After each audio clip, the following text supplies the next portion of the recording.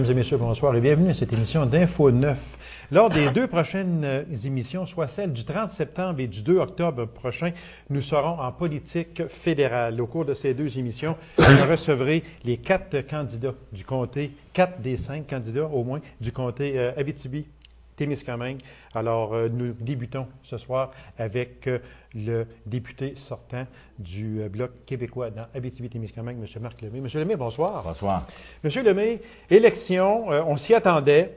M. Harper dit qu'il ne peut plus diriger, de lui, là. C'est ce qu'il dit. On s'y attendait.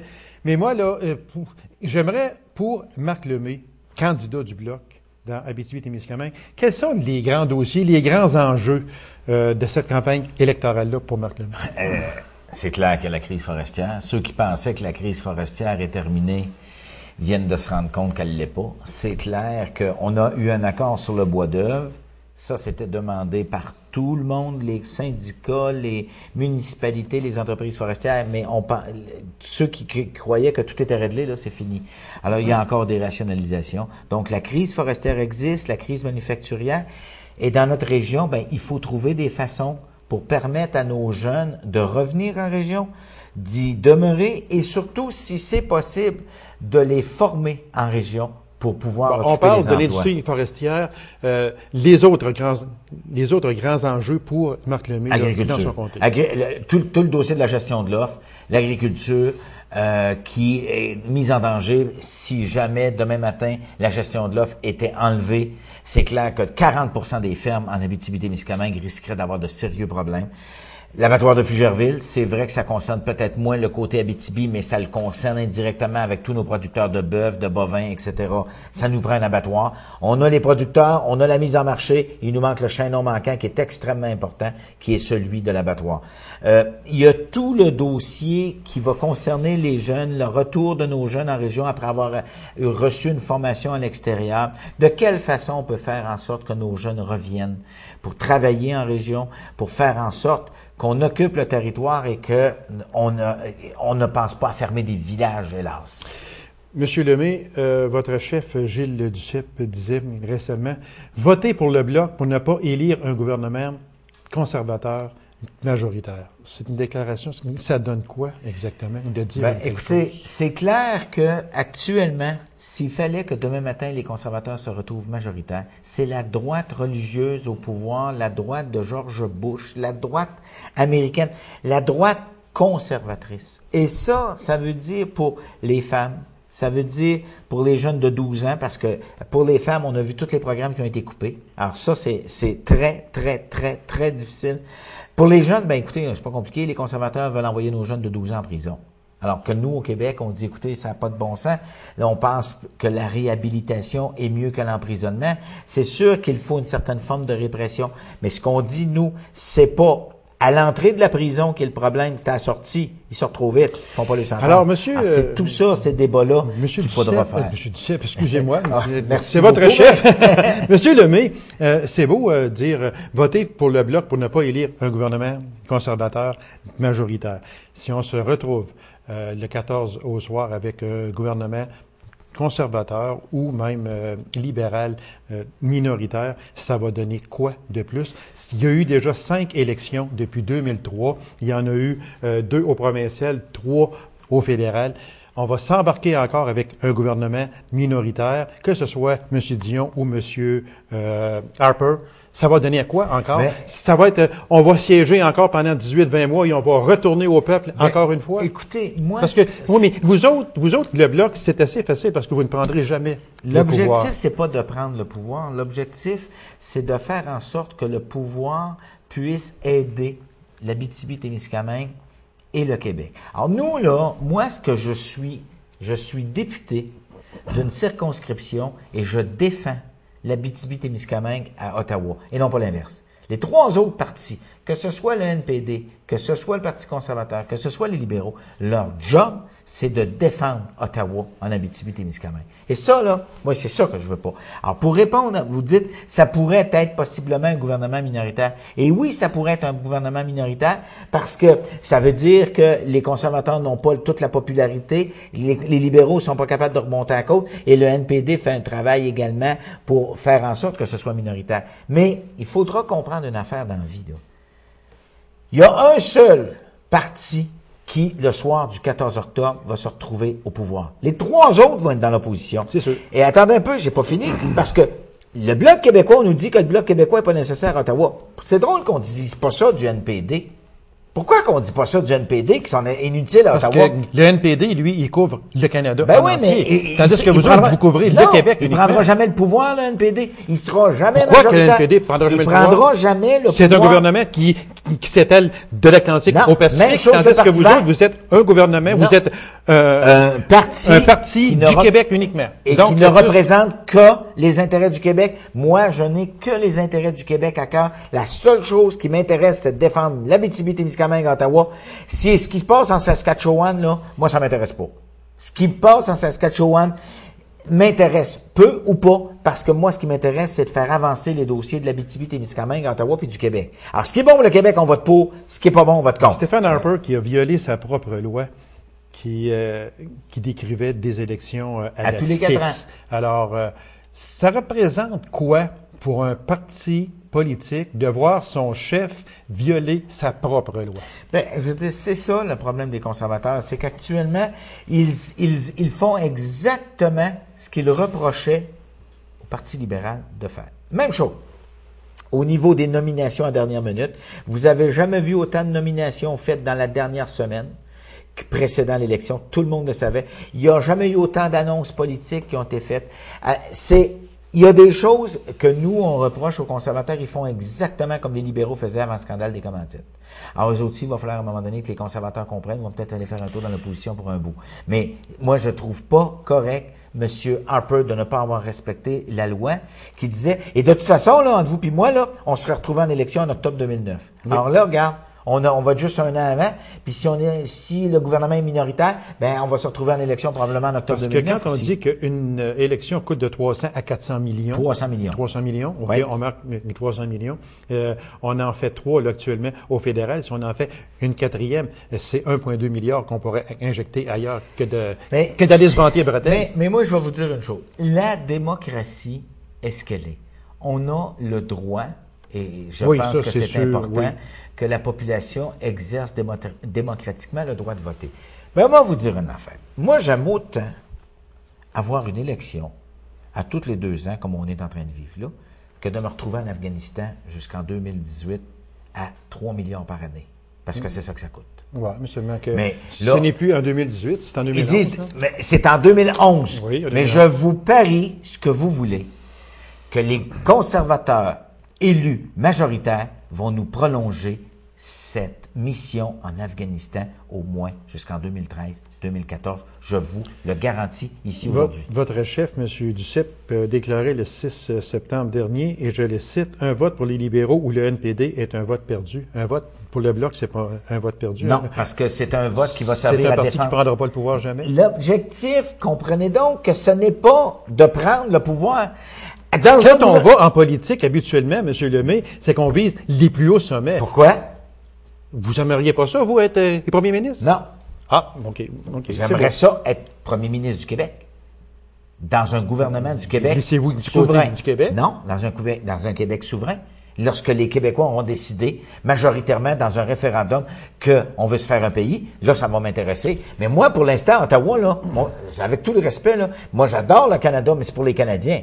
Moi, mon pays, c'est le Québec, pour les Québécois et Québécoises. Regarde. À ce moment-là, moi, je n'ai absolument pas peur de défendre les intérêts du Québec. L'objectif, là, justement, le pouvoir corrompt. Regardez ce qu'ils en ont fait, les libéraux, et regardez ce qu'en ont fait les conservateurs. Le pouvoir corrompt.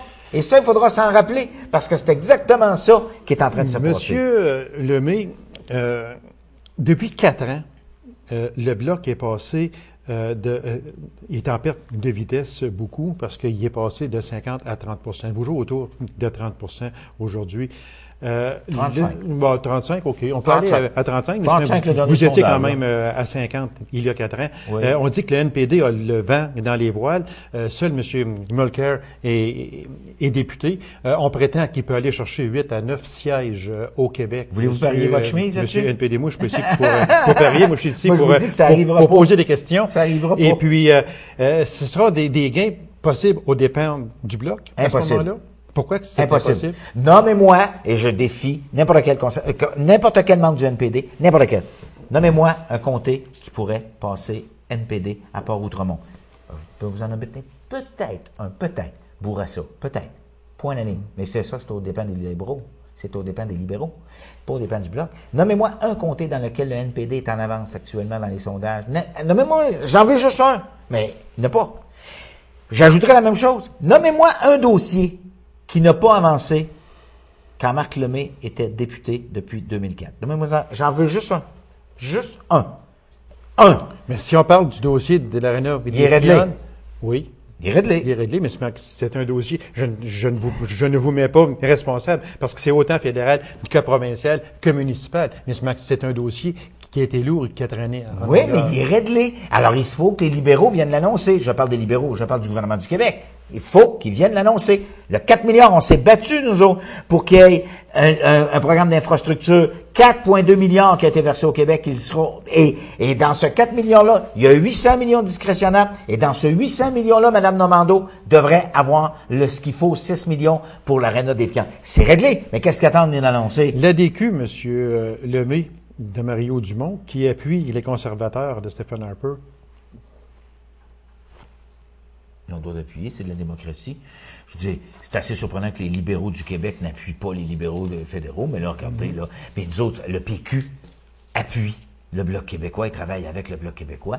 Alors moi, je me dis, regardez, la démocratie a le droit de s'exprimer. Moi, puis j'ai du monde de la DQ qui travaille dans mon organisation, puis j'ai du monde du PQ, j'ai même des libéraux qui travaillent dans mon organisation. Puis c'est la même chose pour, j'ai des fédéralistes. Puis bon, regardez, c'est une élection fédérale et la seule question qui se pose, c'est quel sera le meilleur représentant ou représentante pour l'Abitibi-Témiscamingue à Ottawa?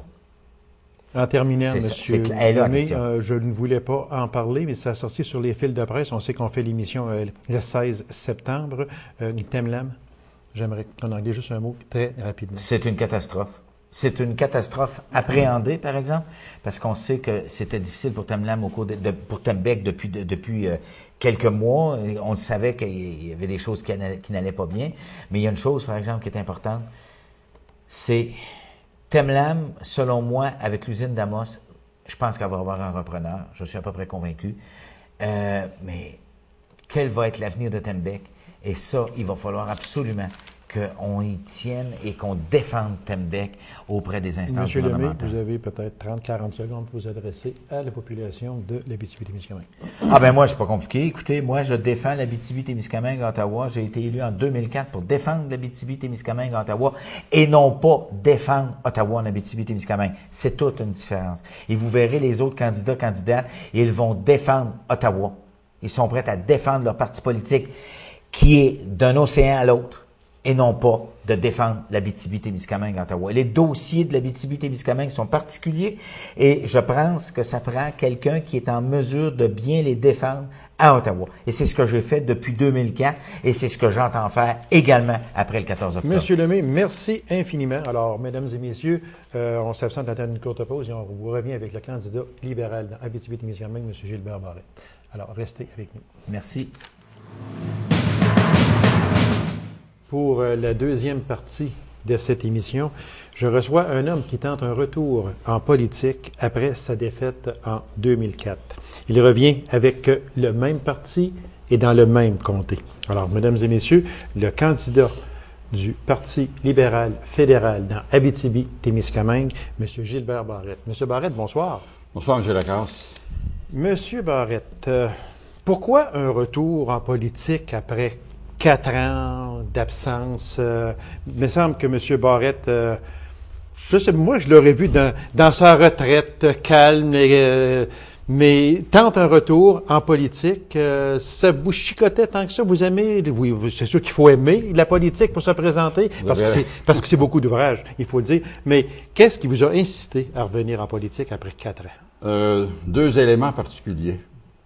Quand vous avez gagné votre vie au niveau de l'éducation, service aux jeunes, service aux parents, service au personnel, quand vous avez fait environ tout près de 17 ans de bénévolat au niveau de la santé et des services sociaux, à servir, vous développez le goût de servir, vous développez la capacité de servir.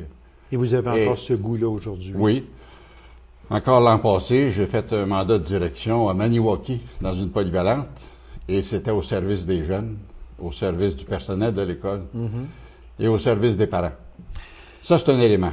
L'autre élément, à plusieurs reprises, lorsque je circulais dans la région, soit au niveau des chambres de commerce, soit des groupes de producteurs agricoles ou autres, les gens me signalaient « tu devrais revenir, tu devrais revenir ».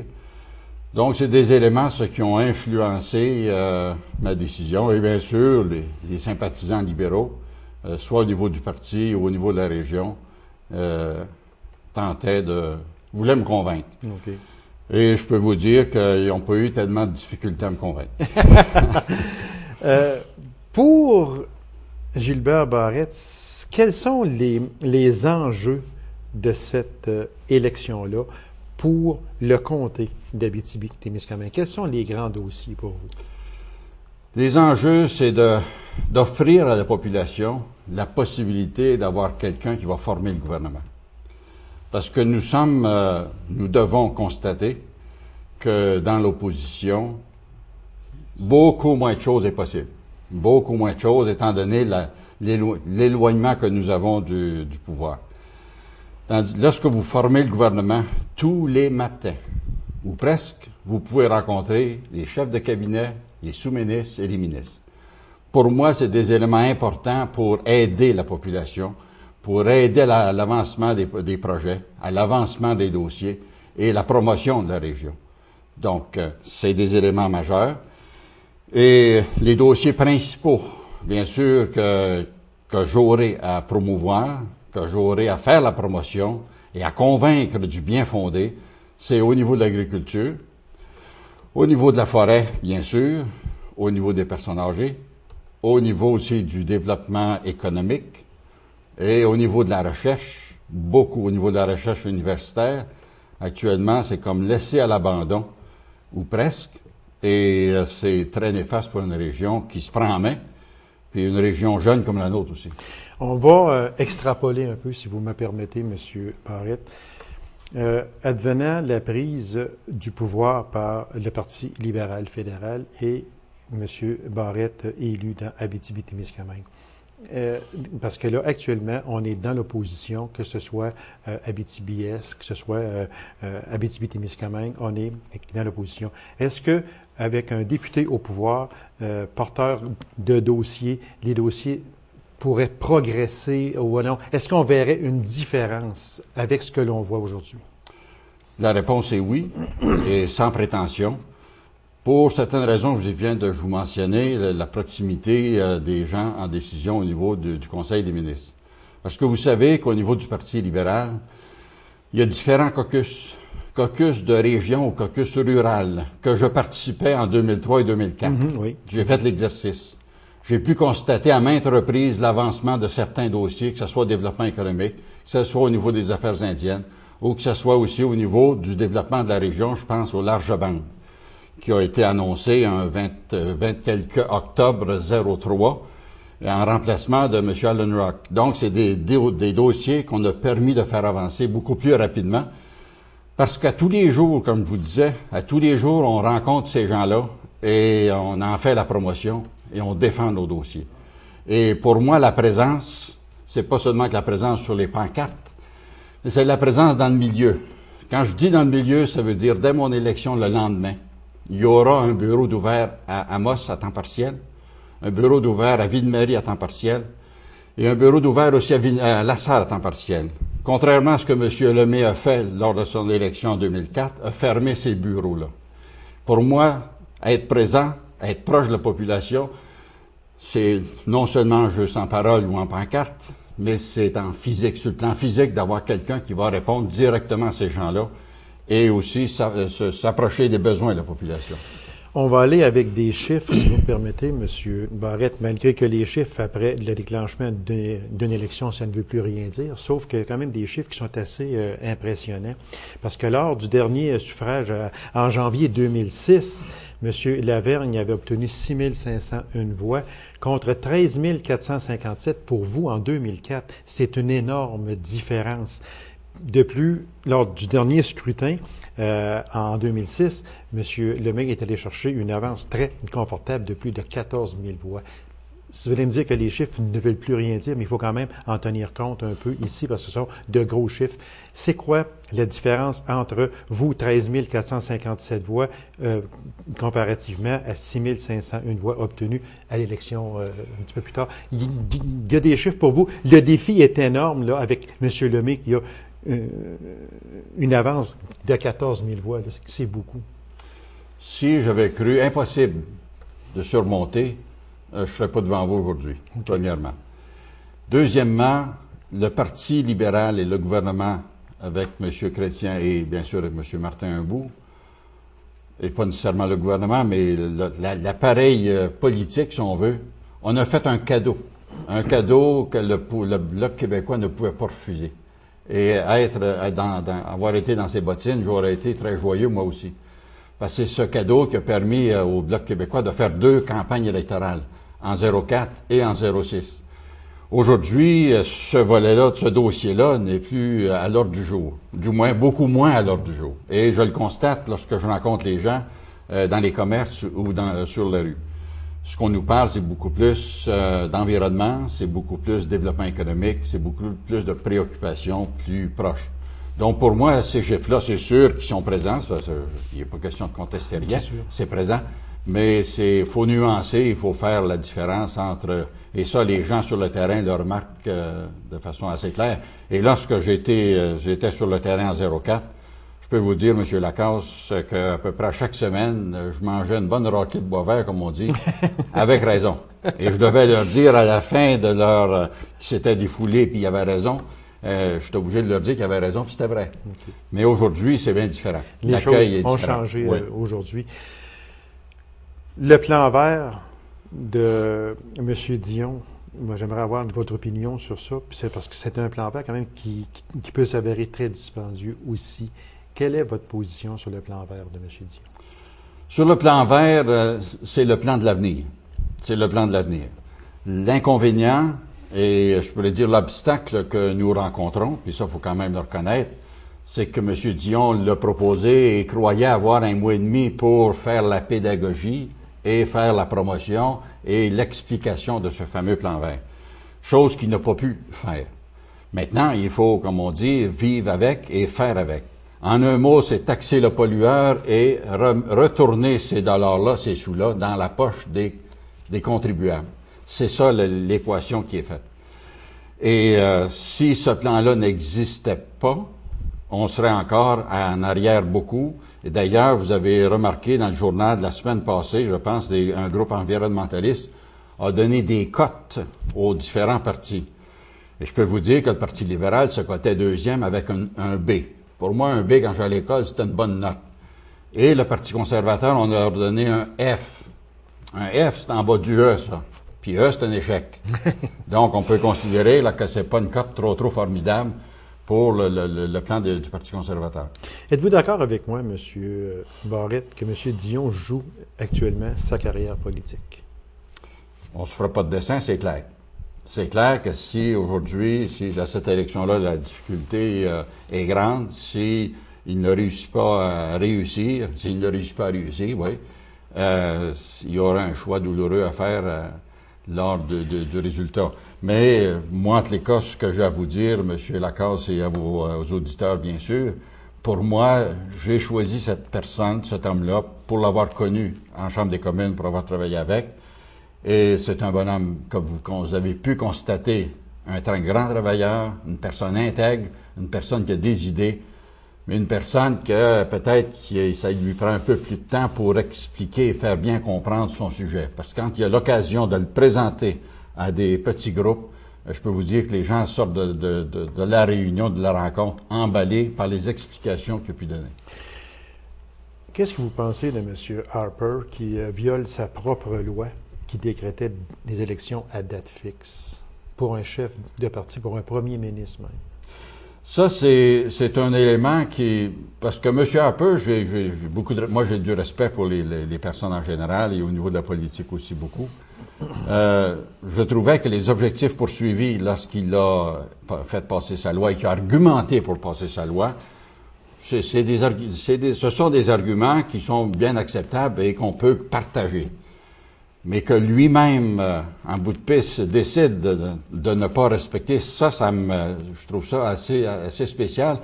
Et ça fait partie ce qui est de valeur, c'est que ça fait partie un peu du pourquoi que la population ridiculise à l'occasion les politiciens. C'est des exemples comme ça. Surtout que dans les arguments que ces ministres et lui-même a mentionnés, possiblement c'est sûr qu'on va retourner comme gouvernement minoritaire. Bon Dieu de la vie, c'est ce que nous avons en place actuellement. Pourquoi aller dépenser peut-être 250, 300 millions additionnels? C'est environ 300 millions, oui. Bon. Parlez-moi du registre des armes à feu, M. Barrette. Actuellement, il est relégué aux oubliettes ou pas loin. Au pouvoir, est-ce que vous demandez à votre chef de le continuer? On va demander au chef, d'ailleurs, il s'est déjà engagé, engagé. Dans cette direction, de le continuer, mais pas nécessairement parce qu'on a pu vivre, et j'ai vécu à un moment donné, une espèce de désordre là-dedans qui est inacceptable pour la population. J'ai déjà reçu ici comme député, puis c'était rendu à 1,5 milliard, c'est rendu à 2 milliards et c'est rendu... Absolument, et pour toutes sortes de raisons. C'était le système informatique, c'était le lieu où s'était implantée l'organisation, je pense que c'est au Nouveau-Brunswick à quelque part. Donc, tous ces éléments-là. Moi, je pense qu'on est rendu au niveau de la société, et les gens en sont convaincus dans la grande majorité, sauf dans l'Ouest canadien où certains électeurs qui, pour eux, c'est quasiment un libre marché pour ce qui est des armes à feu. Mais pour nous, c'est clair qu'on va continuer dans cette direction. Mais c'est bien clair aussi dans cette direction, mais en améliorant le système. Monsieur Barrette, je vous laisse 1 minute pour vous adresser à vos électeurs sur cette caméra. Merci, M. Lacasse. Chers électeurs Abitibi-Témiscamingue, mon nom, vous le connaissez maintenant, Gilbert Barrette. J'ai vécu sur le territoire abitibien pendant au moins une 40aine d'années, mais mes origines sont du Témiscamingue.